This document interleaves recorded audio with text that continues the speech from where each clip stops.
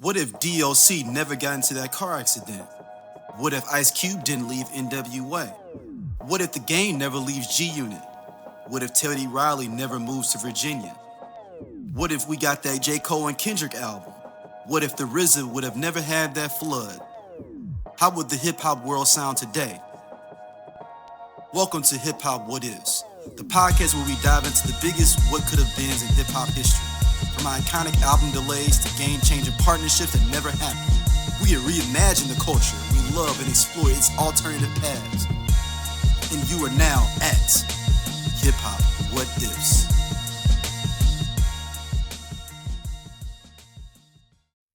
All right, welcome back to Hip Hop What Ifs, the show where we talk about the what ifs of the world of hip hop. All right, this one is gonna be a little different because normally we kind of lay it out, but this topic we're gonna let the great man. Before we get started, Kyle, how you been doing, brother? I'm good, man. Good, man. Can't complain, man. Always good to be back on to talk a little hip hop. Yeah. Shout out to the Hip Hop Digest. They discussed us on our two episodes ago. They discussed the J Dame conversation. Okay. They said they really enjoyed it. The other two co-hosts with the E Green were like they really enjoyed the conversation. So I got to check that out. I did just subscribe to their podcast on Apple, so I'm gonna have to check them out. All right, let's just play from Brother Mad Skills. This is something that I didn't realize that was really picking up steam until like before all the stuff that's going on with Dame today and the Charlie Kirk stuff. This was the number one thing. And here we go. This is gonna be interesting.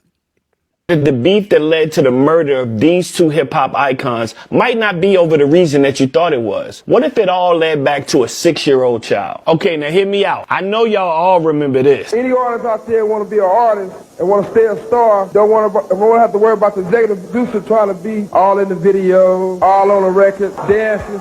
Come to Death Row. Now, we all know that what he said that night will go on to change hip-hop forever and ignite the East Coast-West Coast rivalry. But looking back, he never really said nobody's name. Shout out to Beats Gordy, because some of the information that you about to hear came from a post that he already posted. Everybody assumed that he was talking about Puff, even Puff. And the tension in that room was so thick that night that Puff came on stage and felt compelled to say this. I would like to say that I'm very proud of Dr. Dre, of Death Row, and Suge Knight for their accomplishments. But what if Suge wasn't talking about Puff that night? On a Drink Champs interview 5 years ago, Puff said that he ran into Suge a few weeks later and he asked him this in private. He was like, bruh, was you talking about me that night? And Suge said this. He said, nah, I was talking about Jermaine Dupri. And I was just like, wow. Yeah, I was just like...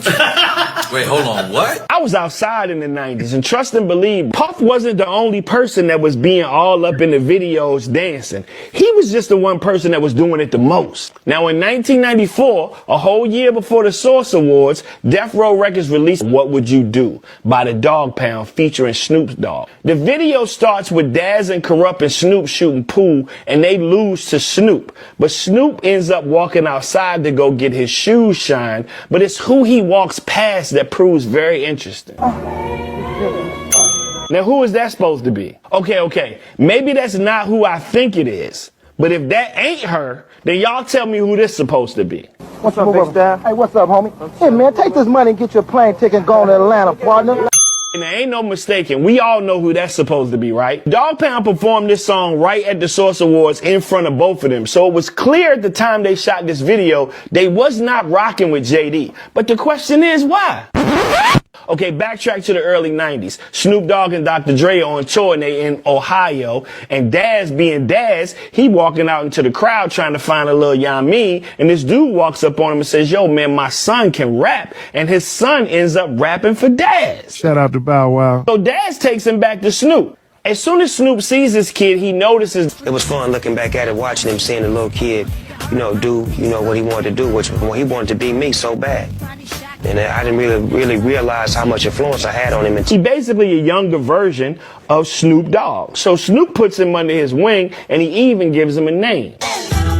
Now, this kid was around death row for a long time. Snoop's father instincts kicked in, and he thought maybe this kid shouldn't be around this type of lifestyle. So he gave him to this guy. I know what this is. These two would go on to make millions. Little Bow Wow was basically just imitating Snoop the first whole half of his career. Look how much time he had actually spent around Snoop Dogg. But that's probably not what made Suge make that comment that night. Now, a couple of months after the Source Awards, Suge Knight bails Tupac out of prison. And when he comes into death row, he changes up the whole vibe. Some people was rocking with what he was on, and some people wasn't. But trust and believe, whatever Pac was on, Suge was on, and that was vice versa. According to Suge Knight, this is why they wasn't really rocking with JD. Pac felt like the Brat was trying to be Snoop. And that being said, then when the Brat first came out, and Jermaine Dupri made everything like she was Snoop. Straight to the head like a chronic sack. So what if that comment that night was never even intended for Puff? And I know y'all think I might be reaching, but what if I'm not? What y'all think? Skills. All right. Shout out to Mad Skills, one of the underrated MCs ever. And still got bars to this day. Yeah. He does the rap. And people may not know he does the wrap ups every. And I thought he retired it, but he brought it back last year. He brought it back. Yeah. So now Uncle Murder is kind of taking it up as whatever with that. It's fine. But maybe Skills maybe come back. This year 25 has been crazy. He might come back with one this year again. But what do you think about this? What if Suge Knight was actually talking about Jermaine Dupri and not Puff Daddy? Okay. There's a lot to unpack here. I'll try to be as quickly as I can. No. It's the show what we do. We gotta do. Okay, so I think there's some validity to what Skill said. I saw this interview, and I also saw the interview of the person that he referenced, the post or whatever, where they put up the same information. Yes, I saw that first before I started. Yeah, me too. So I think that there is some validity. I think there's legs here. What Skill said is very plausible. It is very possible that on the night of the 95 Source Awards that Suge Knight could have possibly been talking about Jermaine Dupri or referencing Jermaine Dupri. I don't think that it was, and I'll tell you why. Puff said in the clip that you just played, the Skill said, Puff said that he ran into Suge at the tunnel a couple of months later. Now, if you go back to the 95 Source Awards and how hot things were between at a fight, man, like that's you going exactly where I was going with it, man. I mean, like, come on, man. I don't believe. That's why when they were showing, and we know, I said Cap, and we know Puffy's a liar.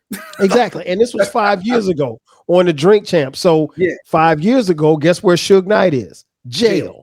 Right. So and 5 years later, guess where Puff is? Jail. So Suge Knight couldn't refute this if he wanted to, and nobody, Nori or DJ EFN are going to.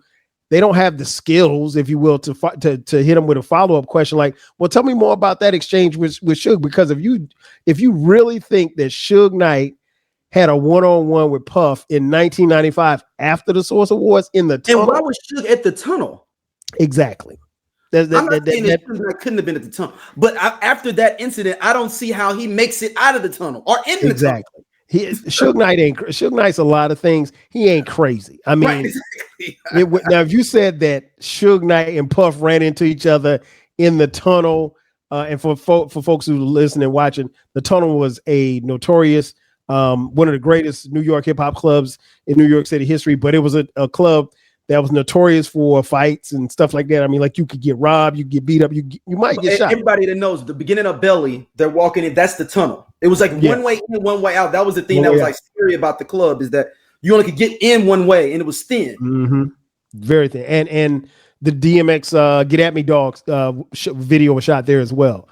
So just to give you a little context, so just judging from how things were between Puff and Suge, and how things were between the East and the West, I doubt very seriously that Puff had a one-on-one with Suge.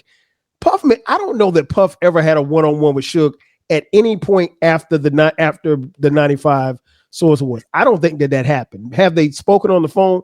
It's possible. It's plausible. They may have talked through the intermediaries or something like that. But I don't think we got to go backwards just a little bit. We got to go backwards just a little bit now. Okay. So for those that may not, this is all hood story. It's not even speculation at this point. Mm-hmm. So and he goes back to Atlanta, and JD is involved. So I do think he meant. What if he was talking about both of them when he said he could very well have been talking about whatever hit dog holla is whatever hit dog hollered, and it happened to be Diddy that did it. Right. That's what I'm wondering.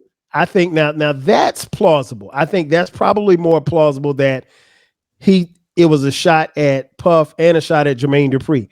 I don't think he was solely talking about Jermaine Dupri because the lines were drawn that night in New York City. Well, I mean, he was drawn before that. Before that. And you got to remember, Wolf killed his best friend Buntry at whose birthday party? Jermaine Dupri's birthday party.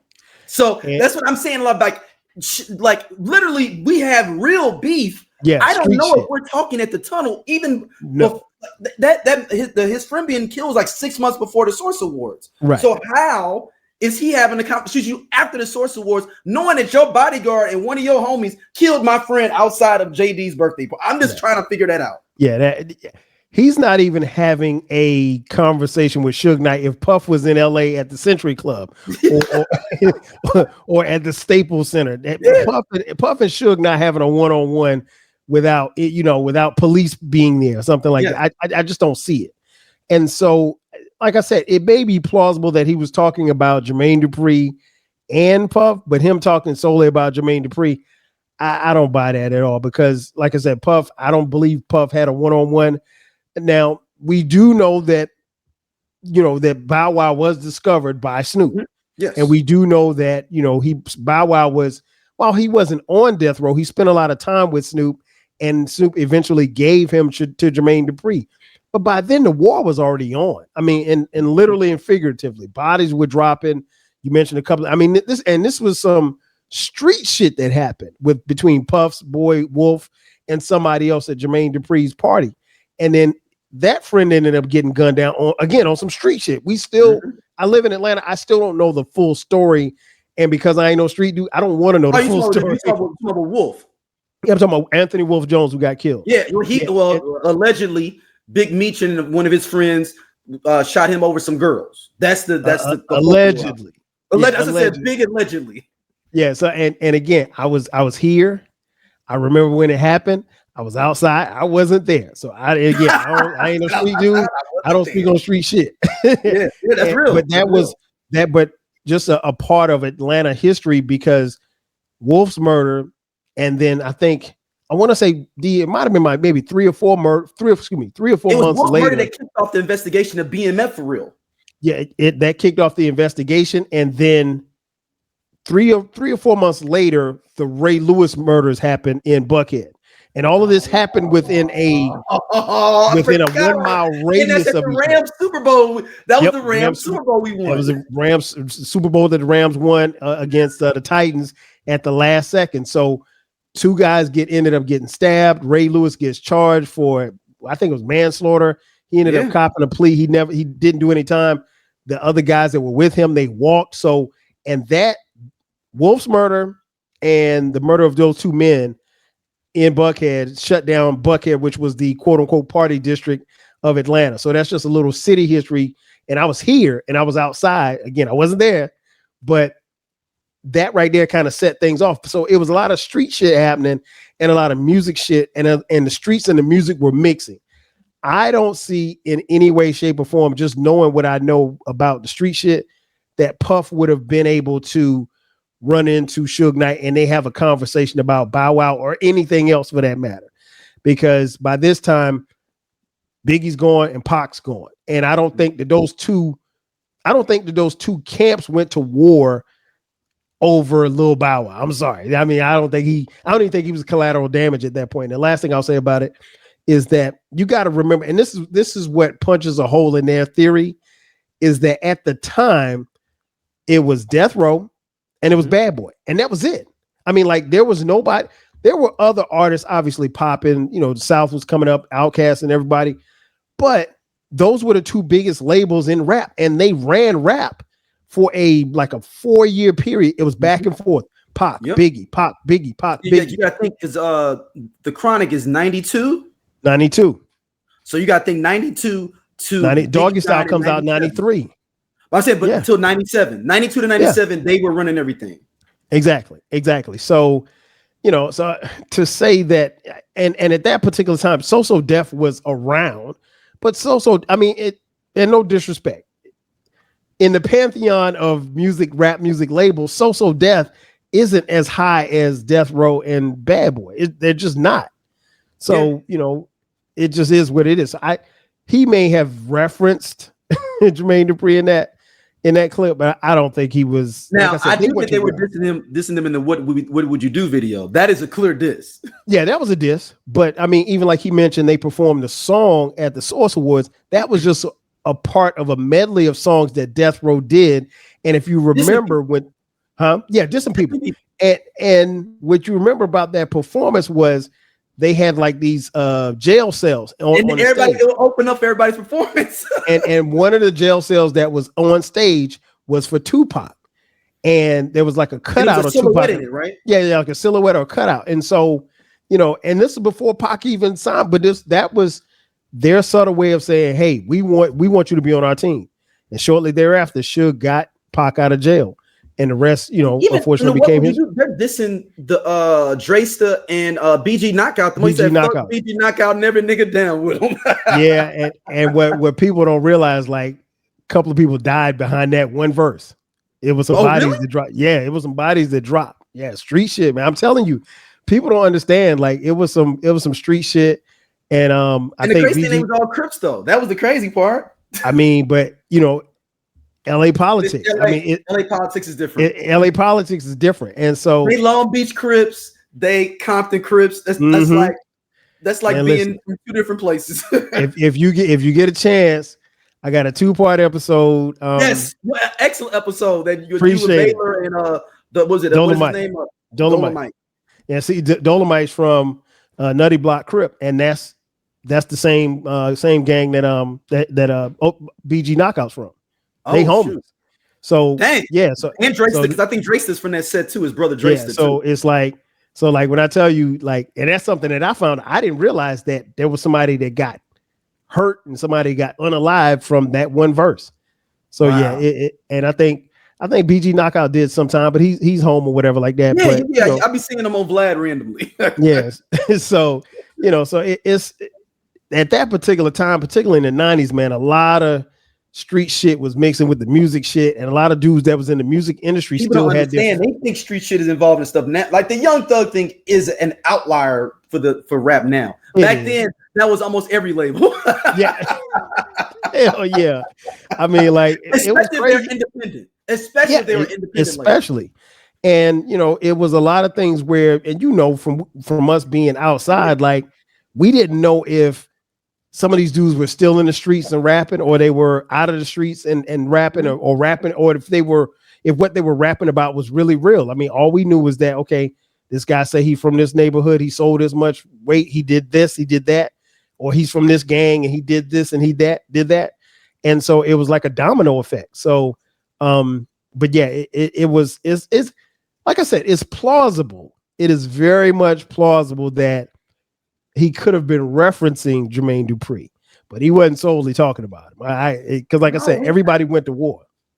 In the listeners, you can find the whole Source Awards randomly someplace. They get taken down when you find them. They get taken down. So like I advise people. I've actually downloaded it. I actually own the Source Awards like myself, because every time that someone uploads it, like even when we put up some clips from the Source Awards for our podcast, me and you, Kyle, UMG or whoever owns it tries to strike it. Yep. That's how much they try to take it down. I did an episode with my boy Eclectic, and we did it on the 95 Source Awards, and it was a 2-part episode. Each episode was probably about an hour and a half, or maybe an hour and 20 minutes or so. But the clips that I had to use from the videos, I literally I couldn't download the clips from YouTube. I had to record them and then put them, and then record and then play it and then save it into MP3. That way it wasn't catching, because there's no way I would have been able to put that episode out, because the music that I used was strictly from and the audio clips that I used were strictly from, that particular award. And pretty much, like you said, the only thing that they'll allow you to play now is just the acceptance speech from Andre and Big Boy, Snoop saying "Let it be known," and Puffy coming out there saying, "I was the one that they was referencing a little bit earlier." Right. And Biggie when he was like, "What Brooklyn at?" Where Brooklyn at? That's about it. That's about it. So you can go online and find who all performed and who all won the awards, because there were awards that were handed out. It was a hell of a show. Like Bone performed. It was crazy. The 95 Source was crazy. And it was who's the who of everybody performed that night. And here's the funny thing that I always remind people is that very few people saw it live. Like it came on a Saturday. I didn't see it until like a week later. Live. I think it was all tape delayed, period. It was on live. I think they just recorded and distributed it. It might not have been on live. To different platforms because they were bleeping out the cuss words and stuff, because people was in there cussing during their doggone speeches. It was wild. Yeah, man. It was I'm trying to think. I know I didn't see it live, but I think I talked to one of the homies. He saw it live. Somebody saw it live, I did not see it until a week later, because everybody kept saying, like, you gotta see it, you gotta see it. And again, folks, this is 95, so there was no internet, there was no YouTube. You had to get somebody who you had to find wherever it was being played on. And I think it was shown, like, when I saw it, it was like 10 or 11 o'clock on like WB night, or 12 at midnight, 1 in the morning, like WB or something like that. And they didn't beep out the cuss words. They muted them. So, but you could tell what was being said. Yeah. It was crazy.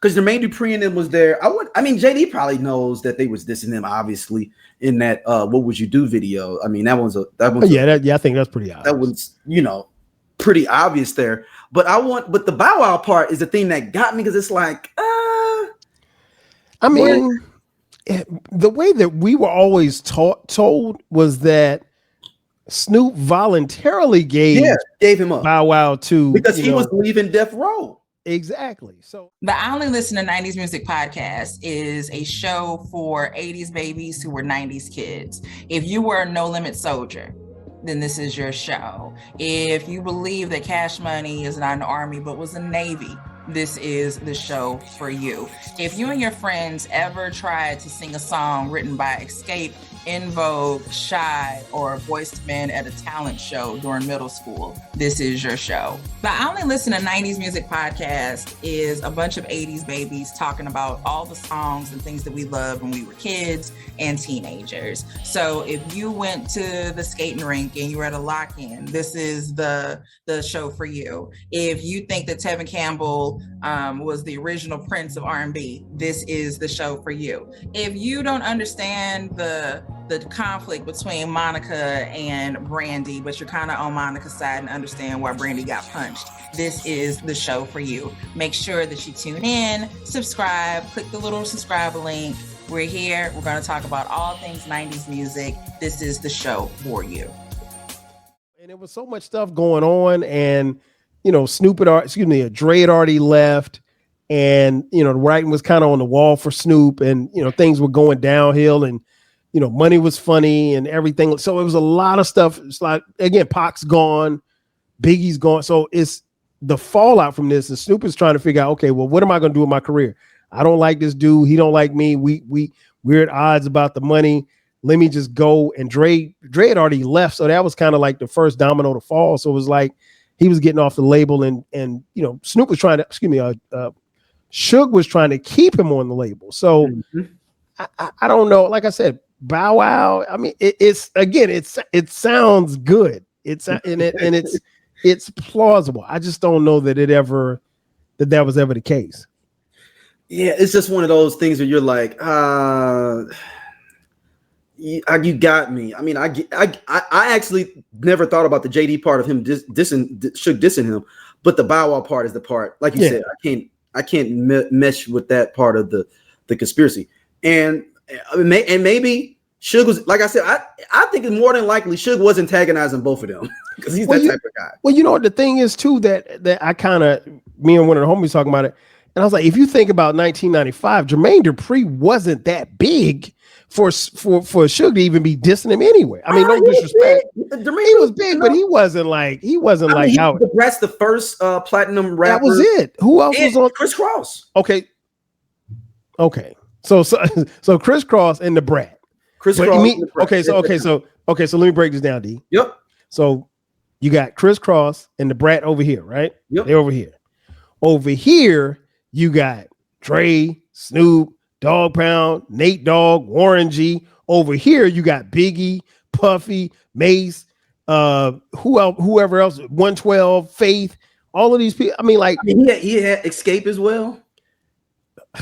I'm not saying that they're bigger than him. I'm saying that JD still. Personally, I've never been a fan of Escape, but that's another story for another day. I don't want to change the subject, but yeah, I've never been a fan of No. I am fully with you on that. Like, do not. See, you about to lead me down a bad path. This is a quick sidebar. I remember when the SWV Escape verses, my quote that ended up like getting like big on the thing. I was like, Coco feel like she could outsing all these bitches up here and she mad, so she gonna kill y'all, even her own group members. Man, listen, I tuned into that just to hear SWV. Every time Escape went to sing, I pressed mute. I did not want to hear. I've just never been a fan. I mean, God bless all of them, but just never been a fan. The Brat has some joints, man. And you know, she go platinum. She did, and you know, people always made a case of when she came out, she sounded like Snoop, and he kind of patterned her like the female Snoop.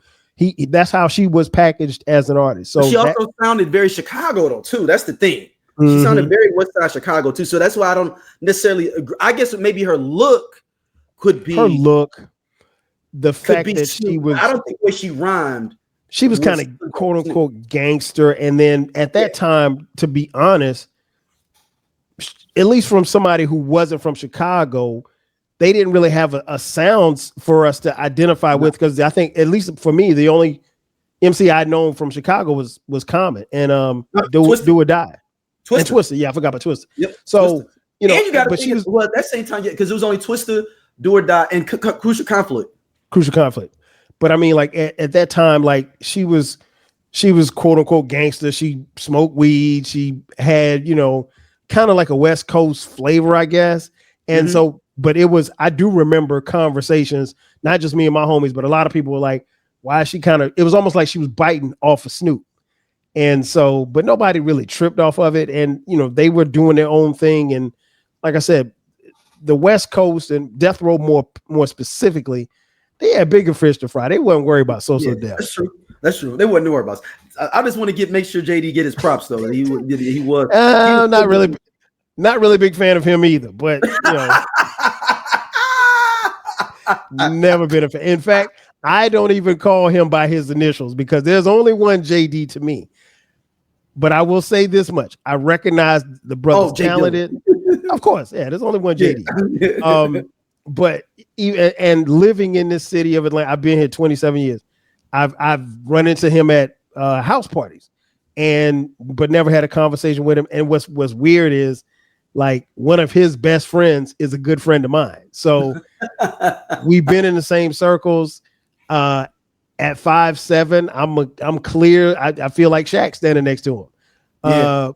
But you know, again, no disrespect. I think he's a great artist. I think he's got a great talent for ear. He's a super producer.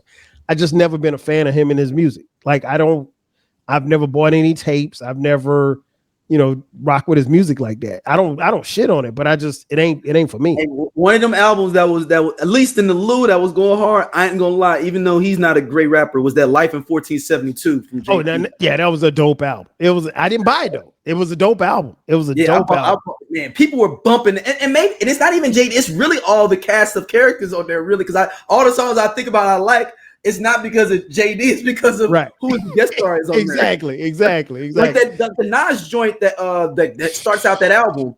Like, listen, that was cold. And I mean, you know, and it's funny, man, because I actually got into it with a couple of people on Twitter, which I never do. But I remember when a couple of years ago, when Versus was popping and Puff wasn't in jail, Diddy, right? Yeah, he said like, you know, him and Puff could do a verses, and I was like, I don't know, because I mean, love him or hate him, Puff's discography of the stuff that he produced. I mean, like, see, that's where I was JD. I'd be like, which ones you really? We got to make sure you really produce these joints, or did you throw yourself as a co-producer on there? There you go. Was it really produced by the Hitman and Chucky Thompson? Yes, rest in peace. Exactly. Or was it you? You know, because Jermaine Dupri can lay claim to the fact that he produced Usher, that he produced that Mariah Carey album is still crazy to this day. Yeah. You know, so he can lay claim to that.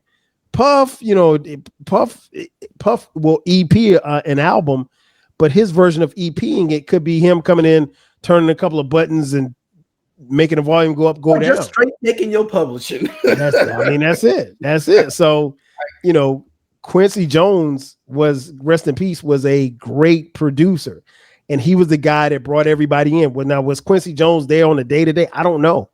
Jermaine Dupri strikes me as a guy that's in there on a day-to-day working with the artist.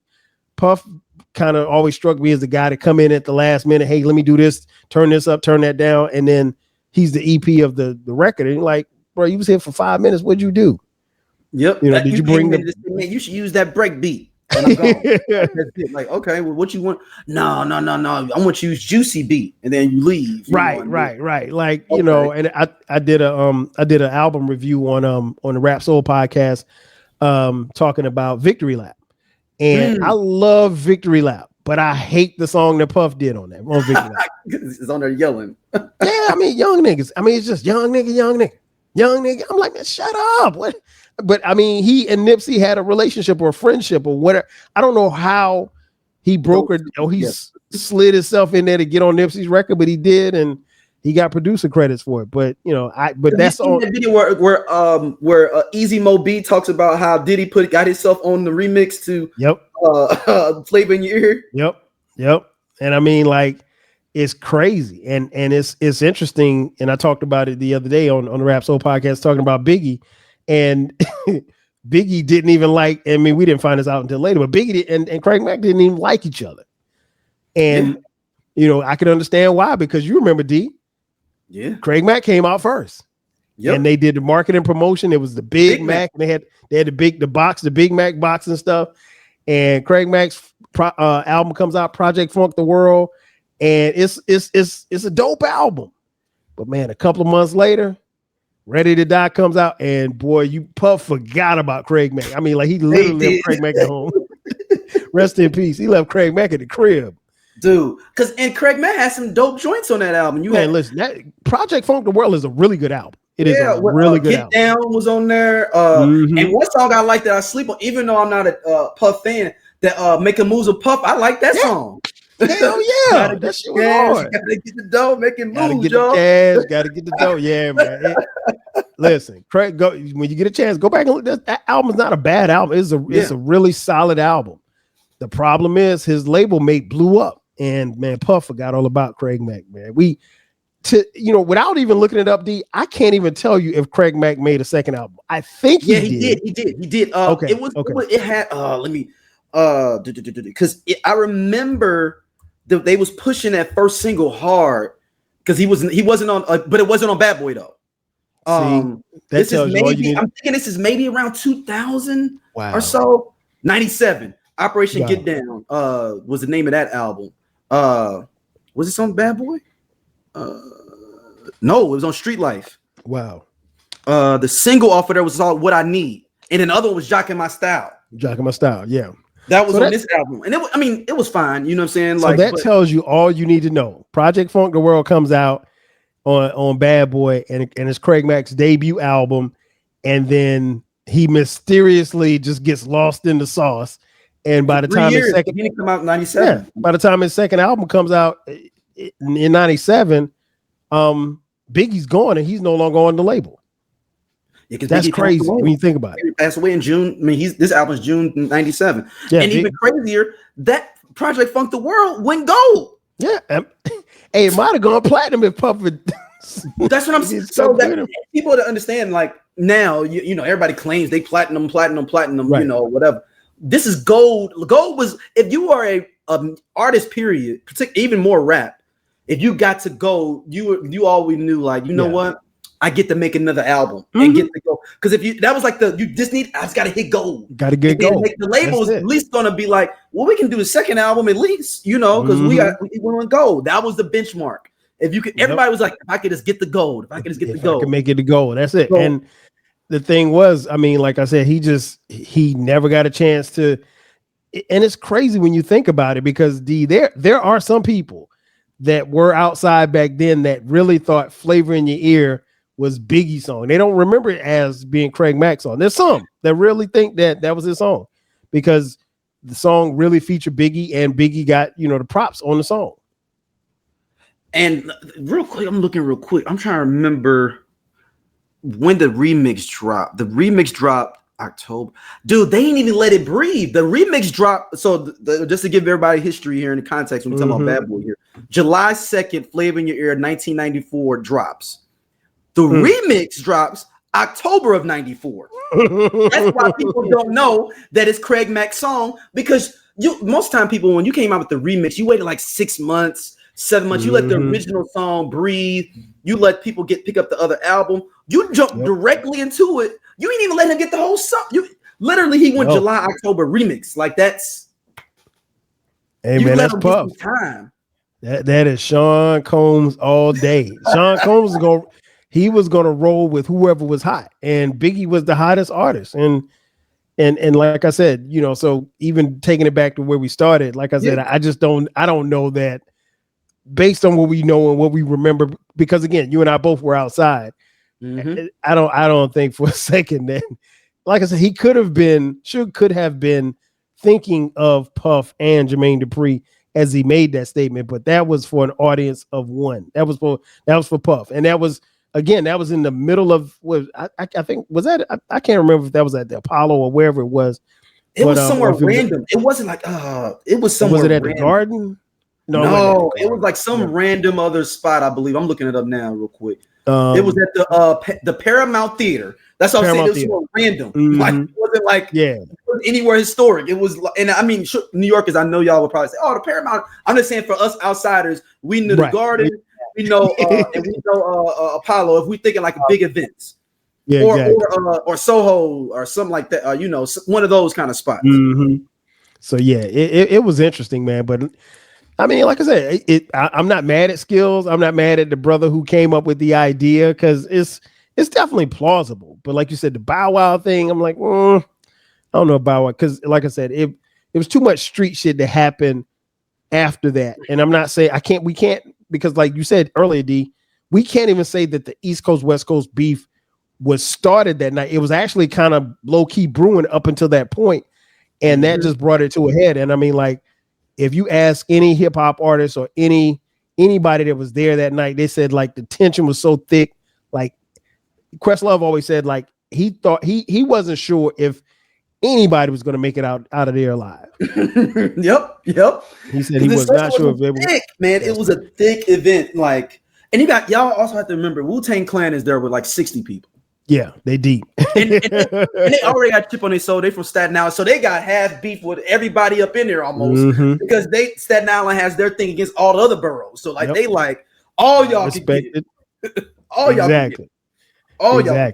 So it like it was tension there in that event. So and Suge is so now I'm talking about as now, and in general he's like I'm trying to not necessarily a troll, but he's like not a reliable source. I'm not saying he's lying, but like he'll skew the truth for some other like nefarious purpose, I feel like. So like you can't get a real good interview, I think, from him that would be honest of like this is what happened, because he would be like, well, like with the Easy thing when he's like Easy got shot and then it made this big old thing, and you're like, yo, maybe Easy did have something else happen, but Suge Knight going to say that on, I believe it was Jimmy Kimmel or something like that, or back then, of like, yeah, I think they said they got a little thing that could stick you with AIDS, and that started a whole thing of like that, and I'm like, but crazy, I mean, is Suge a reliable source for us to? Now, something may have happened to Eazy-E, but of course, Suge gonna put all them bacons and bits on it. you know, and make it more than what it is. That's what I mean. Saying, like, we can't get, we'll never know the truth is what I'm saying. Never. No. And I think that's where Puff was when he made that statement on Drink Champs that you know, he ran into Suge at the tunnel a couple of months later. I'm like, no, you didn't. And I don't know. And here's I think that speaks to a larger point that you and I see it probably a lot, and a lot of people see, but they don't really know that sometimes you have people of our generation who get on these podcasts and they have revisionist history. Mm-hmm. And when they're telling these stories, they make the stuff seem a whole lot bigger and a whole lot more grandiose than what it really was. You know, and that's not, I mean, at this point, you're playing, you know, you're playing what we call playing podcasts. You're playing podcasts now. You know, you're not really telling the truth, and you're making it sound like away. Especially when it's passed away. Nobody's able to validate what you're saying. Yeah, I mean, because like anybody that knows how it was back then, when Tupac got out of jail, he was just on one, and he was riding for death row, and anything that opposed death row, he wasn't with it. So there's nothing that you could tell me about Tupac. Tupac really despised Puff. So, you know, now where he felt about Biggie, we don't know, because we knew that they were friends at one point in time before they fell out. But he despised Puff. So I don't think for one second that Pac would be okay with Suge taking a one-on-one with Puff at any spot. No, Pac was the Pac, as far as I think Tupac's version of how he felt about Puff was what the kids call nowadays on site. So I think if Pac had seen Puff somewhere in New York or wherever, it'd have been on site. And I think Suge would have followed suit as well. I don't think it would have been, no, let's sit down. Hey, I was talking about Jermaine Dupri. No, you weren't. No, you wasn't. And Suge's so much of a troll. I can see him saying that like now, because it's like a thing to reserve clicks, or even like, I was actually talking about I'm finna throw somebody ran. I was actually talking about Russell Simmons. I mean, I'm just doing he'll be even more nefarious and be like, I was talking about Andre Harrell. You'd be like, what? Andre Harrell. Right. I can see that. I can definitely see that. You can't trust nothing he's saying. No. And like I said, I feel the same about Puff. I think, especially when it comes to stuff like this, I think Puff is going to be, and there's no telling when Puff at the time of this recording, he's in jail, but there's no telling when he's going to get out of jail, and when he does get out of jail, what he's going to say. And I could see him doing a Drink Champs and, you know, repeating some crazy stuff like this. The comeback tour, it's got to go through Oprah. That's yeah. No. But the first interview's got to be Oprah, or what's our Gail. You got to run, that train's got to go through there. But do people? I mean, if and when Puff because we don't know when I think he's got a court date coming up next month. October 1st, he gets sentenced. Okay, so he gets sentenced. So he could, I mean, from what the experts are saying, they expect him to get sentenced anywhere from a year to, and he could do just what they call time served or whatever, and then come home. Or nobody expects him to get more than 5 years. But I think as far as business wise, as far as music wise, he's done. Now maybe he could write a book or something. But I think, you know, Puff doing videos and stuff like that, I don't think that's going to happen anymore. You'd be surprised how some of these Negroes would be. Well, you're right. But it's gonna be people that need a boost though. It's not anyone that's already like on their thing on their own. They won't. It's too toxic. Yeah, because you can't stand next to Puff right now. Dame might. I'm just saying, might stand next to anybody. Like, and no disrespect to Dame when I'm saying that. I'm just saying somebody that's like, man, I just need to get back. Diddy gonna give me 10 mil if I do something with him. Let me just get that money real quick, whatever, you know, and I'll keep it moving. The game, I can see the game doing something with him, or Kanye, or I guess the bigger question is how you gonna get money with Puff? Puff, I ain't saying he broke, but no, I'm saying Puff's gonna give me money to do something for him. Okay, gotcha. Yeah, no, I'm not getting no money being with him. I'm just getting money for him to use me as a welcome back home kid. You know, he's gonna have to do a lot of explaining to Gail or Oprah or Tyler Perry or whoever he talks to, because the freak offs, I mean, look. The freak offs is the freak off. Cassie video, all of that stuff. You have to explain all of this stuff, and then that's only the stuff that we heard about in court. Allegedly, there's a whole bunch of other stuff that happened that we only heard about that was never presented in court. So Yeah, I don't know. I don't know what's it gonna look like for Sean when he comes home, if he comes home anytime soon. Yeah, but man, this Suge Knight thing with him saying that, and I like this conversation though. This gave us this gave us a free what if, like Yeah, I mean it really did, because when you hit me up, it was hot that day, because I think that was when Skills had released the video. Yeah, and I was like, we can talk about it. I was like, because I don't, I watched the video and I was like, maybe it's a good one. Yeah, it could have, but doubt it. But for clicks and content, hey, you just never know. Yeah. I mean, and like we'll never know. This is one of those what ifs that we could find out, but we're not. So it's like a weird thing. This is a what if that could be solved. Yeah, but it won't be. No, and it's not because of anyone being passing or and really most time it's only because someone passed away that it would be a issue or not. But we just have so many nefarious people involved in it. We'll never get the full truth. Yeah, you'll never get the truth. Never.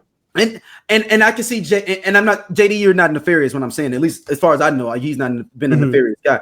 I'm saying that JD's not going to speak on it. Like it's just one of those things of like, what's the purpose for him to say anything about it, even if it is true? Right. That's too much street stuff, and he's already blessed that he got away from not in all the mess and all that in the first place. Right.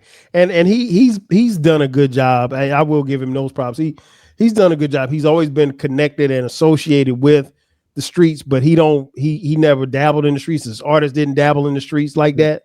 So he's been pretty clean, for the most part, compared to his counterparts.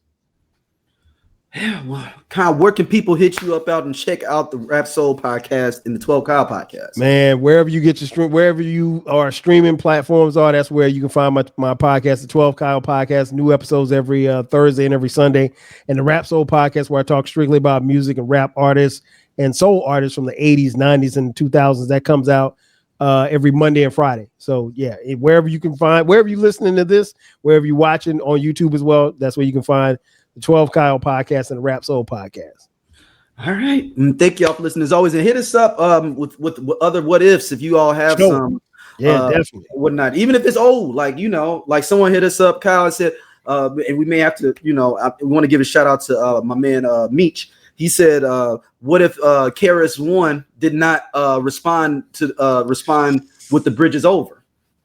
And I was like, "Ooh, that's one we got to dig in and think about that one." So we might have to tease that up for folks. That might have to be the next one. So that we could talk about that, because here's the thing: he didn't have to respond. I know, yeah. But it was like when you dropped what was it, Nagasaki, and then you did Hiroshima for no reason. Like it was literally Japan was getting ready to surrender. You didn't have to do Hiroshima too. Shan did not have to respond. He didn't. I mean, that's one right there. That's one right there for real. Yeah, but yeah, he literally. That's the first time someone dismantled a whole crew. The first time in hip hop, I believe, that we're like, Juice Crew wasn't the same no more after that. No more. I mean, they had some joints here and there. Not as a crew, as in their totality. No, right. Not as a crew. It was now, everybody kind of went there. Before we go, as we wrap up, did he diss Cool G Rap on that? No, it was pretty much. We're going to talk about that. It's real strategic of who he dissed to me. Yeah. I mean, I think KRS-One is pretty smart. He knew who he could go after, and his thing was with Shan. So it was like, I'm gonna take care of you, Shan, and I'm gonna take care of Shantae. And did they respond to or something? Is that why he went after her? Well, I think I don't even know if I can't remember if she had a response, but I think it was just easy because she was young and she was a woman. So, it was just like, why not? She's standing there. I mean, at this point, you collateral damage. KRS-One literally, was doing a drive-by, and he was gonna hit whoever was standing next to Shan. So Roxanne Shantae, we happened to be right there. She did respond. A song called "Have a Nice Day." Yes, I mean she did, but I mean, "Have a Nice Day." It really wasn't like it wasn't, because I don't remember that joint. Oh yeah, I remember vividly. Yeah. But I mean, let's save that for the podcast. We'll keep up a little tease for y'all for the next episode. Yeah, but if you're listening and watching, if you have any, hit me up on social media, 12 Kyle. across the board on social media. We'll implement them. We love these. Yeah, these are good. These are good. And we'll for sure. y'all listening as always. Peace. 5Gs. What if DOC never got into that car accident? What if Ice Cube didn't leave NWA? What if the game never leaves G Unit? What if Teddy Riley never moves to Virginia? What if we got that J. Cole and Kendrick album? What if the RZA would have never had that flood? How would the hip-hop world sound today? Welcome to Hip Hop What Is, the podcast where we dive into the biggest what could have beens in hip-hop history. From iconic album delays to game-changing partnerships that never happened. We reimagine the culture we love and explore its alternative paths. And you are now at Hip Hop What Is.